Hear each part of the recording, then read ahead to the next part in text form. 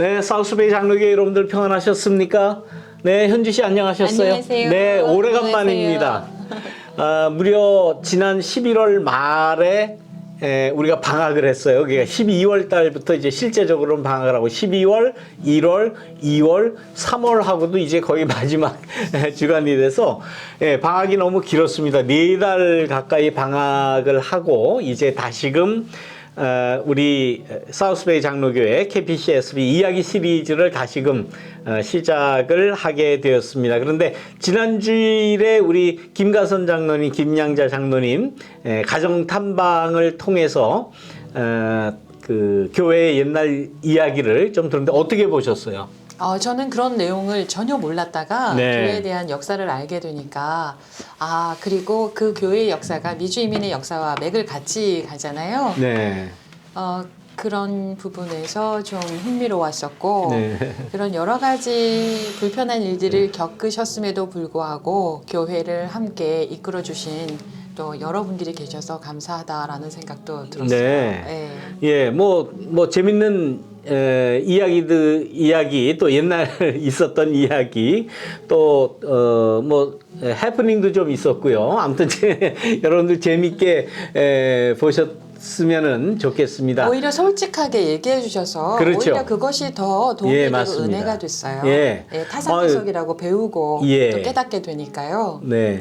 근데 이제 처음에는 이제 신방을 와달라는 부탁을 받고 가는데 제가 집에서 나오다가 갑자기 생각난 게 이거 가서 찍자. 그래서 네. 가서 찍은 거 저도 뭐 준비된 게 없었고 네. 우리 또 장로님들도 역시 마찬가지. 근데 가서 해보니까 자연스럽고 아주 좋았던 것 같아요. 프로듀서의 근성이 예. 바로 나왔네요. 그래서 다음에 어느 분이 되실지는 모르겠습니다. 준비되신 분들은 말씀해 주시고 여러분들 너무 어렵게 이렇게 생각하지 마시고요. 쉽게 이야기하는 식으로 해 주시는 것이 더 자연스럽고 보시는 다른 교우들에게도 좀 훨씬 더 흥미와 재미를 느낄 수 있지 않겠나 그렇게 생각을 합니다. 저희의 모습이 나의 네. 모습이 카메라에 담긴다는 게 굉장히 부담스러울 수는 있어요. 그렇죠. 하지만 우리 개개인이 갖고 있는 이민 역사가 있거든요. 예, 근데 그렇죠. 우리가 그 이민 역사를 남겨놔야 다음 후대들도 그 역사를 통해서 배우고 알아가고 또 미래에 대한 계획을 세운단 말이에요. 그렇죠. 그래서 이민 역사 또 나의 이민 역사, 교회의 이민 역사 이런 것을 기록으로 남긴다 생각을 해주시면 예, 바로 그런 듯 취지예요. 합니다. 네. 그런 취지이기 때문에 네.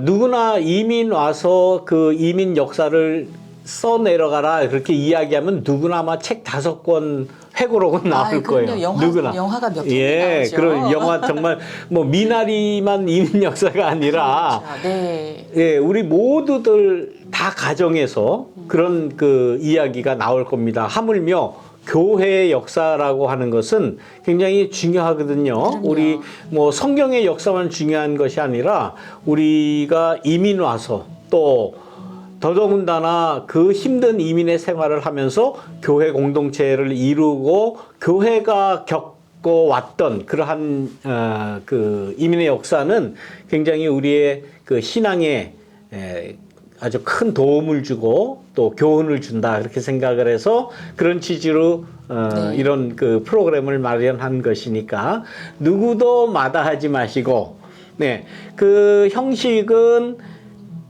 각자 댁에서 하시면 더 좋아요. 왜 그런가 하면은 좀 더 부드럽고 자연스럽거든요.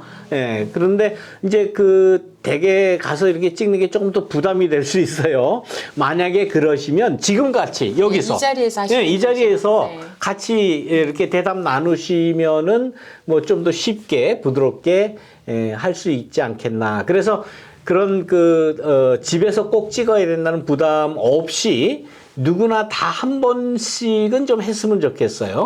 그래서 네. 내가 갖고 있는 이민 역사나 내가 갖고 있는 교회 역사를 나눠 주시면은 우리는 한 편 한 편 영상을 만들지만 네. 조금 더 세월이 뭐 10년, 20년 후에 이 이민사를 연구하는 어느 누군가 학자 한 분에게는 이게 굉장히 귀한 그치. 역사 자료가 예, 될 역사 수 자료가 있고요. 되죠. 이 한 편 한 편을 모아서 논문이 몇 편이 나올 수도 있어요. 그럼요. 네. 네. 그런 사명감을 우리가 좀 가지면 네. 좋겠다 싶어요. 그러니까 각 교회의 역사를 이렇게 써내려가는 겁니다. 그렇죠. 예, 저기 지금 사무실에 가면은 교회 우리 72년부터 지금까지 약 40여 년 넘는 그러한 역사가 다 주보도 있고 다 있기는 있어요. 네. 근데 저거 누가 저거 열어보겠어요. 네.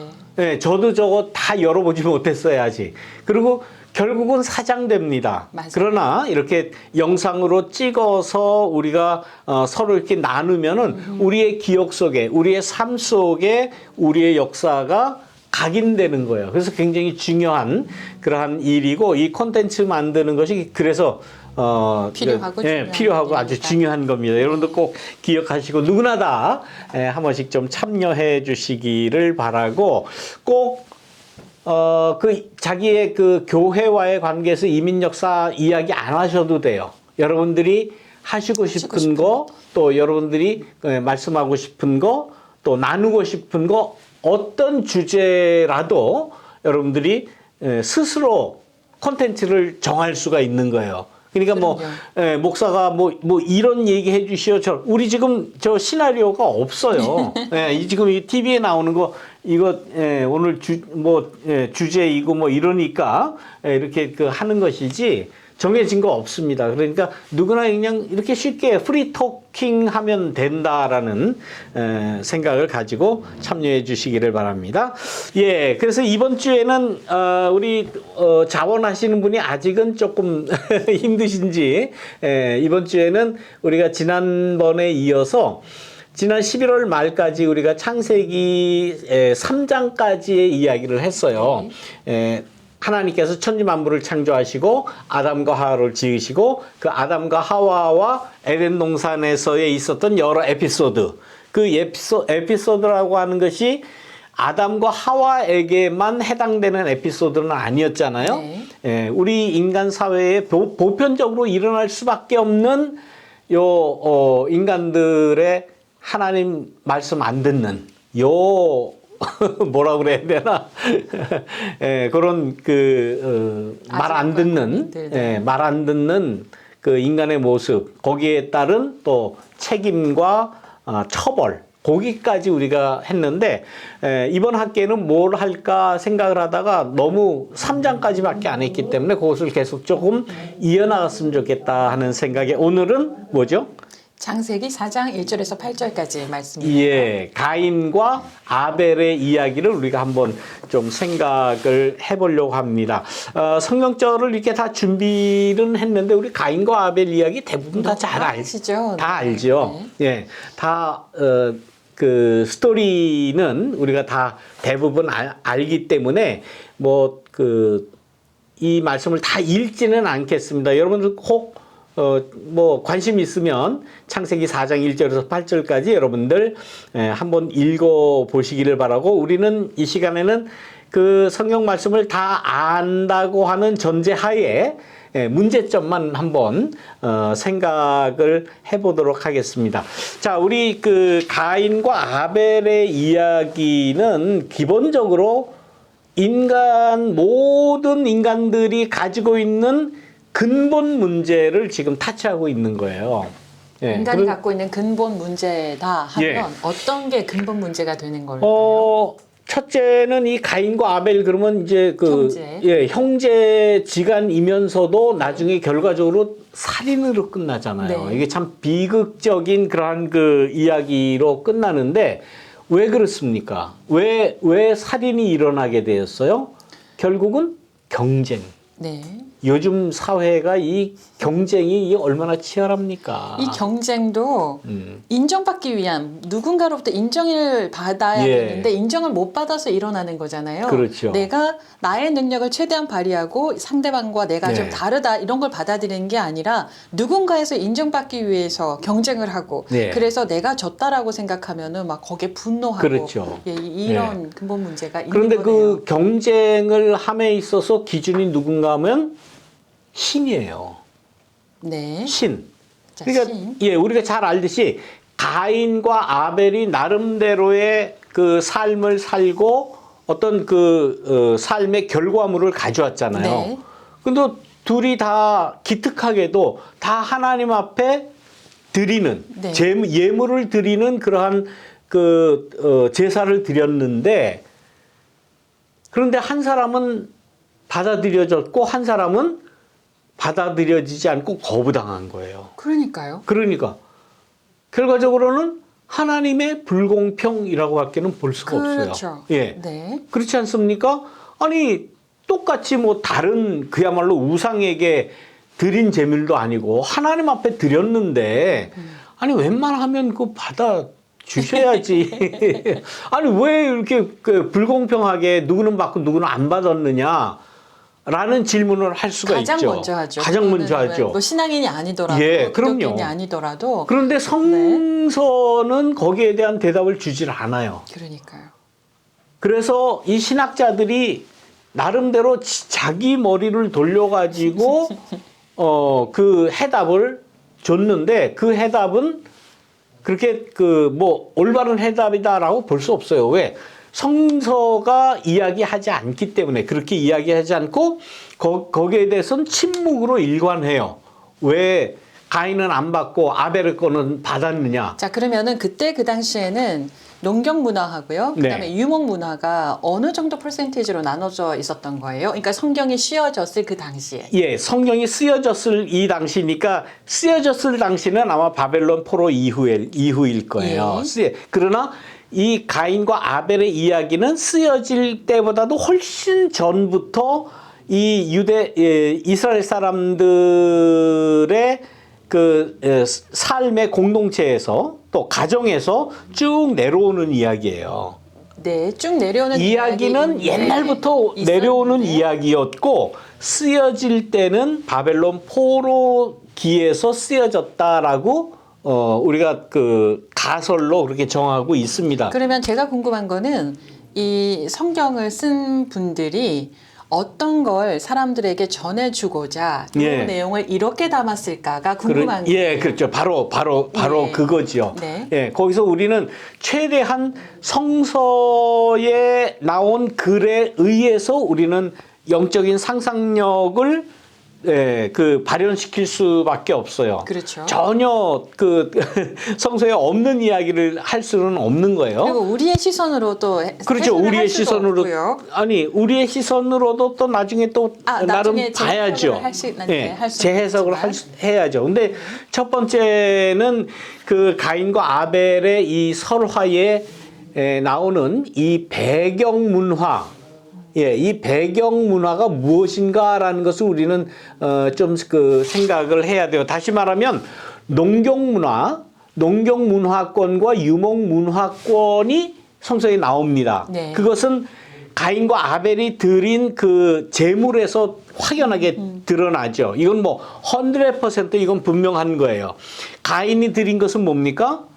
자기가 농사를 지어서 거기에서 나온 그 나달들을 그러니까 곡식을 드린 거예요. 그리고 아벨은 유목 문화에 있던 그 문화권의 사람을 대표하는 거예요. 그러니까 자기가 유목 문화는 뭡니까? 양들 뭐 소든지 양이든지 아무튼 가축을 데리고 돌아다니면서 푸른 초장에서 그야말로 그 풀을 뜯게 하는 그러한 사람이에요. 근데 이 두 문화는 전혀 다릅니다. 물론 다르죠. 뭐 농사 짓는 거하고 동물 키우는 거하고는 다르죠. 그런데 어느 문화가 더 발달된 문화냐라고 볼 때에 어느 문화가 더 발달된 것 같습니까? 농경 문화가 더 발달된 거예요. 그렇죠. 왜 그런가 하면은 유목 문화는 동물들 데리고 여기 가서 풀 먹이다가 풀 다 먹으면 또 딴 데로 또 옮겨야 돼. 그러니까 굉장히 그 안정되지 않고 불안정하죠. 떠돌이에요. 여기저기 떠돌아다니는 그러한 문화권인데 반해서 농경 문화는 뭡니까? 한정된 땅에서 농사를 짓는 거예요. 그리고 뭐 1년에 2모작도 할 수 있고 3, 4모작도 할 수 있고 또 해가 지나고 내년에 봄이 되면 다시 씨를 뿌리고 다시 거기서 수확을 할 수 있는, 그러니까 안정된 거죠. 그리고 문명이 형성될 수 있는 기초를 마련할 수가 있는 거죠. 농경. 예, 그렇죠. 예. 그러니까 선진적인 발달된 문화가 농경 문화이고 조금 그 뒤처진 문화가 유목 문화예요. 그런데 그런 측면에서 보면 농경 문화 간의 갈등이다라고 볼 수 있는 거죠. 네. 근데 뭐 사실 지금은 안 그렇습니까? 지금도 역시 마찬가지죠. 지금 뭐 4차 산업혁명이다 그래가지고 IT 산업이 굉장히 발달됐고 4차 산업혁명이다라고 할 때는 이제 AI로 넘어가는 거 아닙니까? 네. 인공지능으로 넘어가는 거예요. 인간의 지능을 뛰어넘는 그야말로 사람과 같이 사고를 할 수 있는 그러한 컴퓨터가 세상을 지배하는 그러한 세계가 이제 펼쳐지는데, 그래서 오죽하면은 4차 산업혁명이라고 그렇게 이야기하겠습니까? 이러한 4차 산업혁명 시대의 IT 문화에 있는 사람들하고 그 전에 그야말로 겨우 386, 486, 586 그 컴퓨터, 펜티움 컴퓨터, 이 컴퓨터 쓰던 세대하고는 이거는 그야말로 격세지감을 느끼는 거예요. 요즘에는 누구나 다 이 핸드폰을 들고 다니면서 즉시에 정보를 알아낼 수가 있고 찾아볼 수가 있고 그렇지 않습니까? 그렇죠. 그런데 이제 4차 산업혁명 이후에는 그거를 능가하는, 그래서 컴퓨터가 미리 알아서 내가 뭘 필요하러 하는지 인포메이션을 즉시에 준다는 거 아니에요. 네. 아직 출시는 안 됐지만 안경 아이 가글이라고 하나요? 아이 그레스라고 그럽니다. 그러니까 이렇게 이게 쓰고 다니면 이 안경 렌즈가 화면이 되는 거예요. 자기가 보고 싶은 것을 눈동자를 거기에다 맞추면은 다른 사물도 보지만은 렌즈에 나오는 화면을 초점을 맞춰서 보면은 거기에 대한 인포메이션이 이 안경에 쫙 나온다는 거예요. 정말 놀랍죠. 제가 배트맨 영화를 봤는데요. 네. 배트맨이 렌즈를 끼거든요. 그러면은 그 렌즈가 카메라 역할을 하는 거예요. 그래서 어느 지역에 가면 그게 다 잡혀요. 카메라로 찍혀요. 그걸 이제 가지고 집에 와서 그렇죠. 그 렌즈를 빼서 컴퓨터에 넣어가지고 예. 거기에 자료 분석을 다 하는데 그렇죠. 신기하더라고요. 예, 놀랍죠. 네. 아니 근데 지금도 역시 마찬가지. 구글 우리 전화기 다 들고 다니시죠? 한 달에 한 번씩 저한테 연락이 와요. 당신이 이번 달에 지난달에 어디 다녔는지 다 나옵니다. 그래요? 예. 네. 그게 매달 와요. 그리고 어느 식당에 들어갔는지 어느 카페에 들어갔는지 다 나옵니다. 그러니까 조심하셔야 돼요. 그래서 이렇게 선진적인 문화를 향유하고 그런 문화에 있는 사람들은 이제 뭐 점점 그 문화에 익숙해질 거 아닙니까? 근데 그런 문화를 향유하지 못하는 사람들이 저기 어딘가 있다 라고 할 때는 무시해요. 그럼요. 그래서 거기서 문화 갈등이 생겨나는 거예요. 세대 갈등이 거기서 또 일어나는 그렇죠. 거고. 요즘에도 그런데 그 옛날에 네. 이 농경 문화권에 있는 사람들과 유목 문화권에 있는 사람들과의 이 갈등이라는 것은 지금이나 그 옛날이나 마찬가지다. 그러니까 이 가인과 아벨 이야기는 인간이 가지고 있는 보편적인 그러한 갈등의 문제, 그거를 지금 이야기하는 거예요. 네. 이건 뭐 아담과 하와가 가인과 아벨을 낳았다. 가인과 아벨 그 가족만의 얘기가 아니고 우리의 문제, 우리 전체의 문제다. 자, 그러면 네. 그러면 여기서 궁금한 게 뭐냐면 맞습니다. 농경 문화와 유목 문화의 갈등을 이제 나타낸 거라고 하면 농경 문화가 더 앞선 문화잖아요. 예, 그렇죠. 그러면 그 더 앞선 문화를 좀 우선시할 것 같은데 그렇죠. 이 네. 성경 속에서는 농경 문화에 그 받쳐진 그런데 제목보다 이 스토리는 어떻게 됩니까? 좀 가인이 형이 동생을 때려 죽이잖아요. 네네. 그 죽었다고요. 네. 근데 그 때려 죽이는 이유가 뭔가 하면 거기에 하나님이 나오는 거예요. 네. 하나님이 아벨 동생의 재물은 받았는데 형의 재물은 안 받은 거예요. 그것이 이 살인의 원인이다라고 우리 인간들은 볼 수가 있어요. 그 왜 선택을 유목 문화를 받아들였냐는 거죠. 앞서가는 농경 문화를 받아들인 게 아니라 아니면 둘 다를 받아들이든가. 그런데 그 중에 앞서가는 농경 문화를 하나님이 선택을 하신 게 아니고 유목 문화를 왜 선택하셨단 하나님이 말이에요. 왜 아벨의 재물을 받고 유목 문화에 손을 들어 줬느냐? 그러니까요. 근데 그 얘기를 나오질 않아요. 그러니까 그러니까 이 성경을 쓴 사람은 왜 그렇게 썼을까 하는 거예요. 하나님이 그렇게 했다는 게 아니라 성경을 쓴 사람들은 왜 그렇게 썼을까? 아주 그 가장 적절한 그 질문이에요. 그거를 우리가 캐내야 되는데 이 성서 그러니까 히브리 바이블이라고 우리 얘기했잖아요. 이 구약 성서는 히브리 바이블을 전한 이 히브리의 조상들. 그러니까 이 가인과 아벨의 설화를 써 내려갔던 이 사람들은 그 당시의 세계에서 후진적인 문화에 있었던 조상들을 두었던 후손이에요. 다시 말하면 이스라엘 사람들은 이 성서를 자기네들이 써 내려갈 그때까지도 전체 그 당시의 세계에서 후진적인 문화권에 있는 뒤떨어진 사람들이었어요.